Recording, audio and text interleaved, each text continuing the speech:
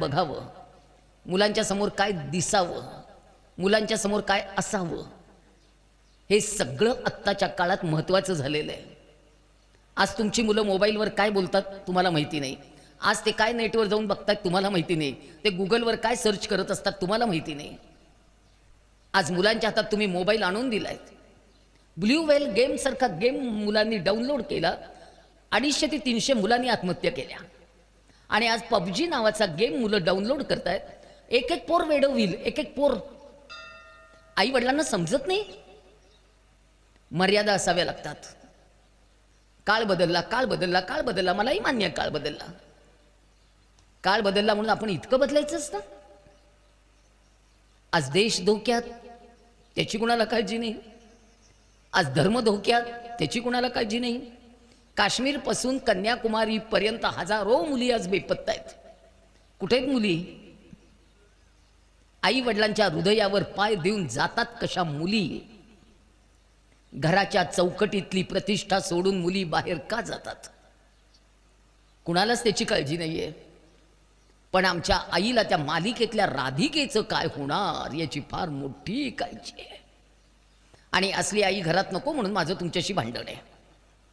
मला घराघरातनं जिजाऊ माँसाहेब जन्मालाच घालायच्या आहेत, त्याच्या पाठीमागे लागलेली आहे मी.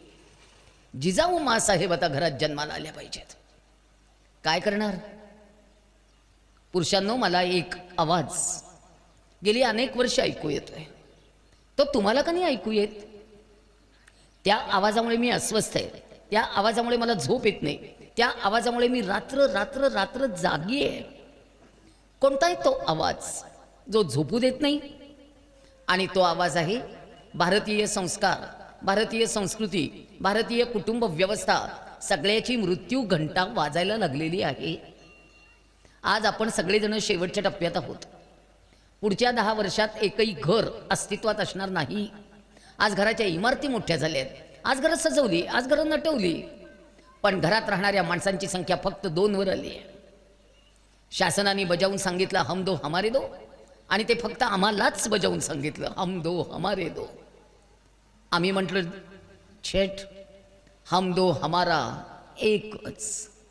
काका नाही, आत्या नाही, मामा नाही, मावशी नाही, भाऊ नाही, बहीण नाही, दुःख सांगायला कुणी नाही, सुख ऐकायला कुणी नाही. आणि आई वडील गेल्यावर त्यांच्या प्रेताजवळ बसून रडायला मुलांना आता वेळ नाही.